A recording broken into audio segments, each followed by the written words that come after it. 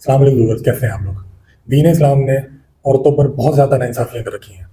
जहाँ पर औरतों को मर्दों के ताबे कर दिया गया है, वहीं पर मर्दों को औरतों को मारने का इख्तियार भी दे दिया गया है। मर्दों को तो 4 शादियाँ करने की इजाज़त दी गई है, लेकिन औरतों को तलाक तक का हक नहीं दिया गया। विरासत में औरतों को मर्दों के मुकाबले में आधा हिस्सा दिया गया है, वहीं पर औरतों की गवाही जो है मर्दों के मुकाबले में आधी मानी जाती है। इस तरह की और बहुत सारी ऐसी तनकीदें हैं जो एथियस्ट और मॉडर्न फेमिनिस्ट तंजीमें जो है ना इस्लाम पे लगाती हैं, और ये तनकीदें ज़्यादा संजीदगी इख्तियार कर लेती हैं जब मुसलमान औरतें भी इन फेमिनिस्ट तंजीमों का हिस्सा बन के इन तनकीदों में उनके साथ हो जाती हैं। इन तनकीदों की हकीकत क्या है, क्या वाकई इस्लाम ने औरतों के साथ बहुत ज़्यादा इनजस्टिस कर रखा है। आज की वीडियो का हमारा यही टॉपिक है। आप देख रहे हैं लेट्स फाइंड गॉड की मिनी सीरीज, और मैं हूँ आपका होस्ट मोहम्मद बिलाल। ये टॉपिक इतना संजीदा है कि बहुत ज़्यादा ज़रूरी है कि इसको पूरी तफसील के साथ जो है ना कवर करने की कोशिश की जाए। इसीलिए इस वीडियो को हम 3 पार्ट्स में बनाएंगे। पहले पार्ट में हम डिस्कस करेंगे वुमेन राइट्स इन इस्लाम, कि इस्लाम औरतों को क्या राइट्स देता है, इस्लाम में औरतों के क्या हुकूक है। दूसरे पार्ट में हम ये जो सवालात हैं जो एथियस्ट की तरफ से किए जाते हैं, ये जो तनकीदें की जाती हैं, इन तनकीदों पर तफसील से जो है गुफ्तगू करेंगे।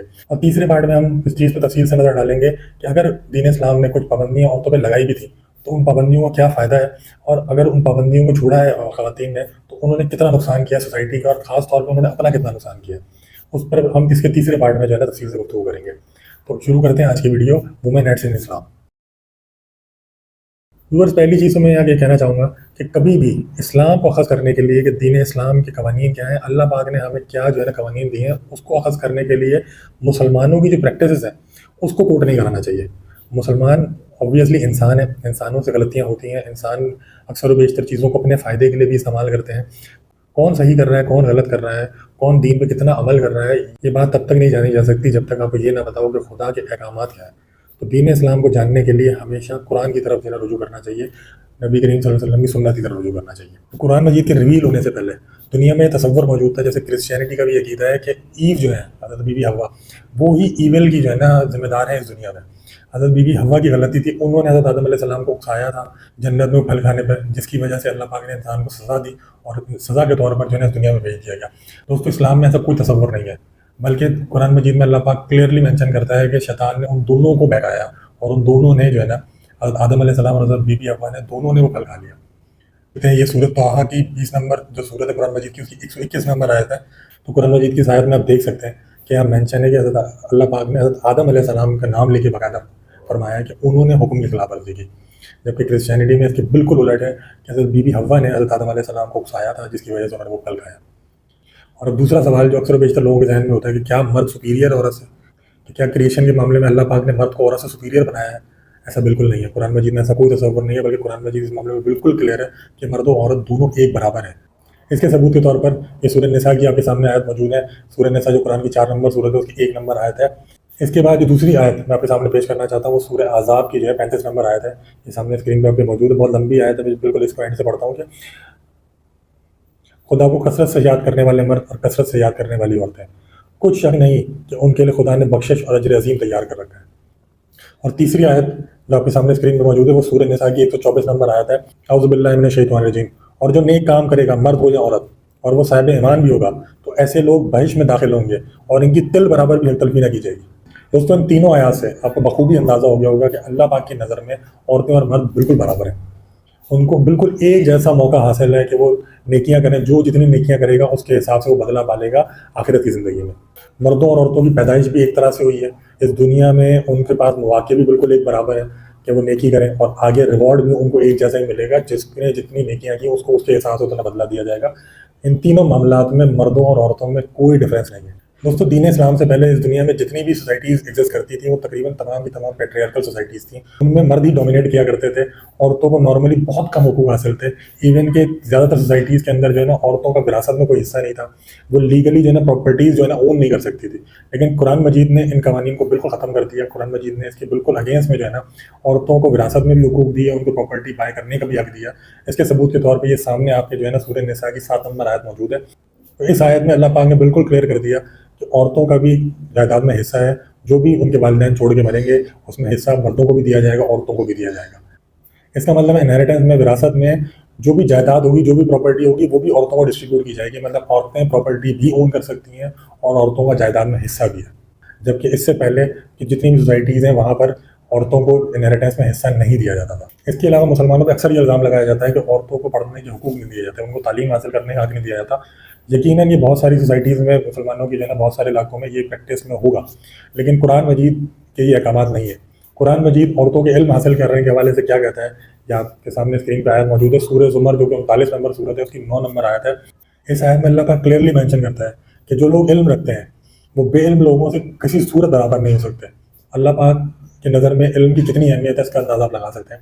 اس کے بعد ایک دوسری حدیث جو ہے نا سنن ابن ماجہ کی 224 نمبر حدیث آپ کے سامنے اسکرین میں موجود ہے، علم حاصل کرنا ہر مسلمان پر فرض ہے۔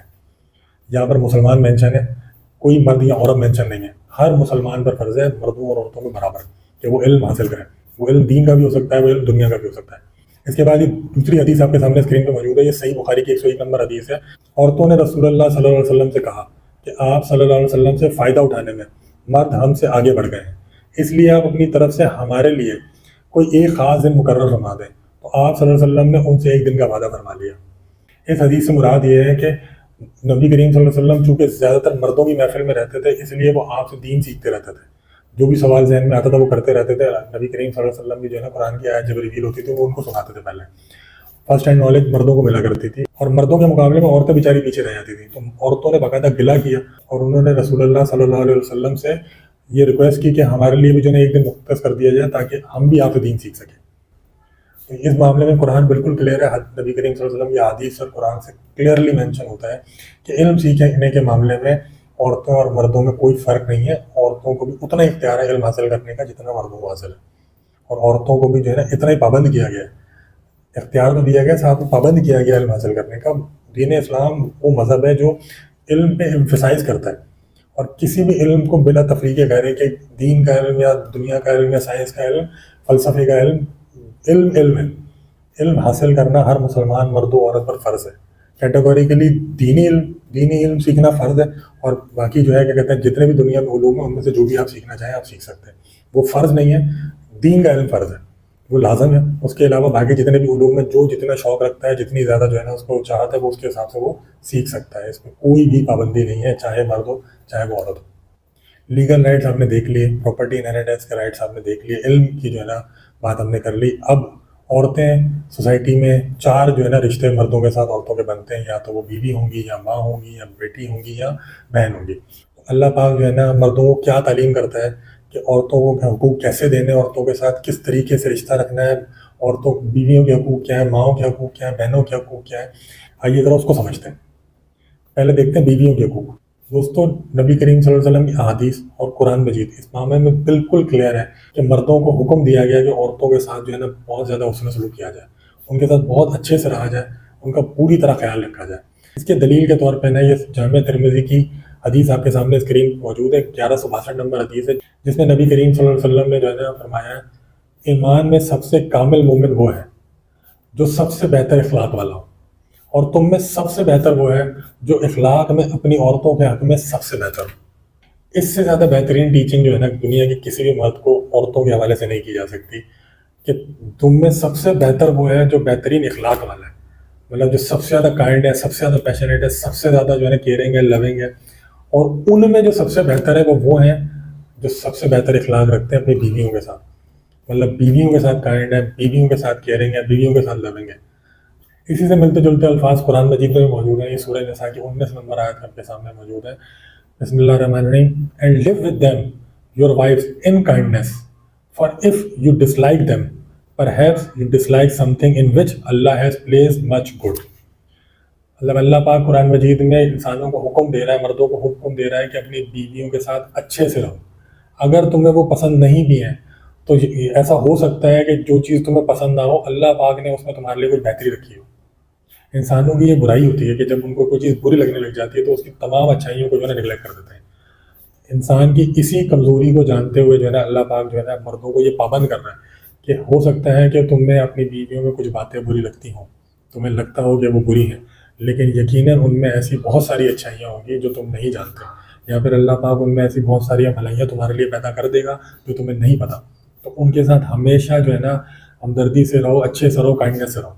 یہ حدیث اور یہ قرآن کی آیت، یہ دونوں کلیئرلی اس بات کو مینشن کرتی ہیں کہ مردوں کو پابند کیا گیا ہے کہ عورتوں کے ساتھ حسن سلوک کیا جائے۔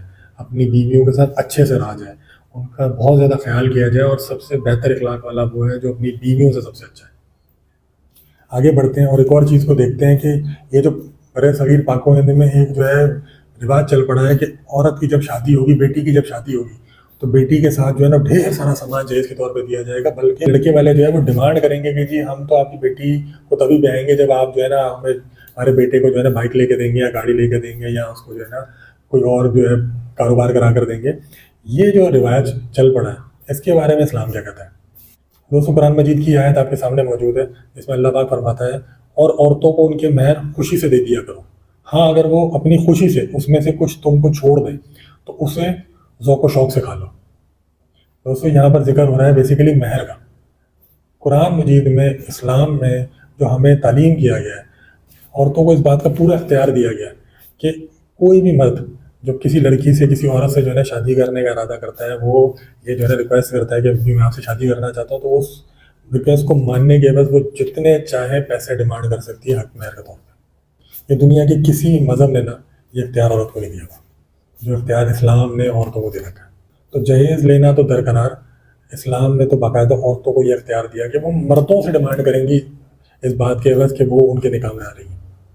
اب بیویوں کے حقوق کی بات ہو رہی ہے، تو اس بات کا جاننا بھی بہت ضروری ہے کہ کیا عورتوں کو یہ اختیار دیا گیا ہے کہ وہ اپنے لیے میاں خود چن لیں، یا پھر جو ہے نا زبردستی ان کو کسی کے ساتھ بھی جو ہے نا نکاح میں دیا جا سکتا ہے، ان کی کسی سے بھی زبردستی شادی کرائی جا سکتی ہے؟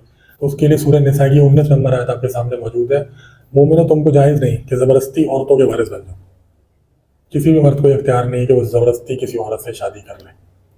اس کی زیادہ کلیئرٹی کے لیے یہ صحیح بخاری کی حدیث آپ کے سامنے موجود ہے، 5138 نمبر ہے اس کا۔ اس میں ایک صحابیہ کا ذکر ہو رہا ہے کہ ان کے والد نے ان کا نکاح کر دیا تھا، انہیں یہ نکاح منظور نہیں تھا، اس لیے رسول اللہ صلی اللہ علیہ وسلم کی خدمت میں حاضر ہوئی۔ نبی کریم صلی اللہ علیہ وسلم نے اس نکاح کو فسق قرار دیا، مطلب ایک لڑکی کی شادی ان کے والد نے جو ہے نا زبردستی کرا دی۔ وہ خاتون جو ہے نبی کریم صلی اللہ علیہ وسلم کے سامنے حاضر ہوئی، تو نبی کریم صلی اللہ علیہ وسلم نے اس نکاح کو توڑ دیا، اس نکاح کو غلط قرار دے دیا۔ تو عورتوں کو پوری طرح اختیار حاصل ہے کہ وہ اپنا میاں چن سکیں، کوئی بھی ان کا ولی بھی، ان کا بھائی، ان کا باپ زبردستی ان کو کسی کے نکاح میں نہیں دے سکتا۔ اب بات کرتے ہیں ماؤں کے حقوق کی، کہ اسلام ماؤں کو کیا درجہ دیتا ہے، والدہ کے جو ہے نا کیا حقوق ہے بچوں کا۔ یہ حقوق بتانے کے لیے میں آپ کے سامنے یہ صحیح بخاری کی جو ہے نا حدیثیں میں آپ کے سامنے پیش کرنا چاہوں گا کہ رسول اللہ صلی اللہ علیہ وسلم سے ایک بندے نے سوال کیا کہ یا رسول اللہ، میرے اچھے سلوک کا سب سے زیادہ حقدار کون ہے؟ نبی کریم صلی اللہ علیہ وسلم نے فرمایا کہ تمہاری ماں۔ انہوں نے دوبارہ پوچھا کہ اس کے بعد کون ہے؟ فرمایا کہ تمہاری ماں۔ انہوں نے پھر پوچھا اس کے بعد کون؟ نبی کریم صلی اللہ علیہ وسلم نے فرمایا تمہاری ماں ہے۔ انہوں نے پوچھا اس کے بعد کون؟ نبی کریم صلی اللہ علیہ وسلم نے فرمایا پھر تمہارا باپ۔ مطلب ایک صحابی نے نبی کریم صلی اللہ علیہ وسلم سے دریافت کی کہ یا رسول اللہ، میرے حسن سلوک کے سب سے زیادہ جو ہے نا حقدار کون ہے؟ تو آپ صلی اللہ علیہ وسلم نے 3 بار جو ہے نا ان کی ماں کا ذکر کیا۔ مطلب اگر میں اپنے حسن سلوک کو 100% کو دیکھوں نا، تو 75% جو ہے نا اس کا حق میری ماں کا ہے، صرف 25% حقوق دیے نبی کریم صلی اللہ علیہ وسلم نے باپ کو۔ کسی بھی بچے کے حسن سلوک کی جو سب سے بڑی حقدار ہے اس کی ماں ہے، یہ درجہ دیتا ہے اسلام ماں کو۔ اس کے بعد بیٹیوں کے حقوق کیا ہے؟ بیٹیوں کے حقوق سمجھانے کے لیے یہ آپ کے سامنے جو ہے نا صحیح مسلم کی حدیث موجود ہے، جس میں نبی کریم صلی اللہ علیہ وسلم نے فرمایا جس کسی پر بیٹیوں کی پرورش کا بار پڑ جائے اور وہ ان کے ساتھ حسن سلوک کرے تو اس کے لیے جہنم سے بچانے والا پردہ ہوگی۔ دوسری حدیث یہ آپ کے سامنے موجود ہے، یہ صحیح مسلم اور جامع ترمذی میں موجود ہے۔ جس شخص نے 2 لڑکیوں کی ان کے بالغ ہونے تک پرورش کی، قیامت کے دن وہ اور میں اس طرح آئیں گے، اور آپ صلی اللہ علیہ وسلم نے اپنی دونوں انگلیوں کو ملا کے بتایا کہ ہم قیامت کے دن وہ شخص جس نے اپنی 2 بیٹیوں کی اچھے سے پرورش کی، وہ اور میں اس طرح موجود ہوں گے، مطلب وہ میرے ساتھ موجود ہوگا جنت میں قیامت والے دن۔ تو دوستوں، یہ جو برے صغیر پاک و ہند میں خاص طور پہ یہ جو پریکٹسز کی جاتی ہیں، یہ جو ہمارا کلچر ہے کہ ہم بیٹیوں کو جو ہے نا کم رسپیکٹ دیتے ہیں، کم خیال کرتے ہیں، بیٹوں سے زیادہ محبت کرتے ہیں، یہ ہندوؤں کی وجہ سے جو ہمارے اندر جو ہے نا یہ عادات پیدا ہو گئی ہے۔ اسلام اس کے بالکل خلاف ہے۔ اسلام نے کہیں پر بھی جو ہے نا کسی بھی قرآن کی آیت میں، کسی بھی حدیث میں جو ہے نا یہ مینشن نہیں ہے کہ جس نے 3 بیٹوں کی اچھی پرورش کی وہ جنت میں چلا جائے گا، بلکہ اس کے بنسبت بیٹیوں کے لیے جو ہے نا یہ باقاعدہ مینشن کیا گیا کہ جس شخص نے، عورت یا مرد، جس نے بھی اپنی 2 بیٹیوں کی پرورش کی اور اس کو اچھے طریقے سے جو ہے نا ان کی پرورش کی، ان کو اچھے طریقے سے کھلایا پلایا، ان کی شادیاں کی، وہ بیٹیاں جو ہے نا ان کی وہ پرورش اس کے لیے جہنم میں نجات کا جو ہے نا ذریعہ بن جائے گی۔ تو بیٹیوں کی کیا حیثیت ہے، کیا اہمیت ہے، آپ کو اس سے حالت بخوبی انداز ہو جائے گا، اس کے علاوہ اور اس کو ایلیبریٹ کرنے کی ضرورت نہیں ہے۔ دوستو یہ وہ حقوق ہیں جو دین اسلام عورتوں کو دیتا ہے، چاہے وہ کریشن کے معاملے میں ہو، چاہے وہ انہیریٹنس کے معاملے میں ہو، چاہے وہ لیگل رائٹس کے معاملوں میں ہو، چاہے وہ علم سیکھنے کے معاملوں میں ہو، چاہے وہ بیویوں کے حقوق ہیں، ماؤں کے حقوق ہیں، بیٹیوں کے حقوق ہیں۔ ہر معاملے میں مردوں کو عورتوں کے ساتھ حسن سلوک کرنے کا حکم دیا جاتا ہے کہ عورتوں کے ساتھ حسن سلوک کرو، ان کے معاملے میں اللہ سے ڈرو، چاہے وہ بیویوں کا معاملہ ہو، چاہے وہ ماؤں کا معاملہ ہو، چاہے وہ بہنوں کا معاملہ ہو، چاہے وہ بیٹیوں کا معاملہ ہو، ان کے معاملے میں اللہ سے ڈرو اور ان کے ساتھ حسن سلوک سے پیش آؤ۔ باقی جو تنقیدی سوالات ہیں، جو قرآن کے جو ہے نا کچھ احکامات کے بارے میں تنقید کی جاتی ہے، ان کی کیا حقیقت ہے، اس کو ہم اس ویڈیو کے اگلے پارٹ میں جو ہے ڈسکس کریں گے۔ تو اس سیریز کو دیکھتے رہیے۔ آپ کا بہت بہت شکریہ۔ اللہ حافظ۔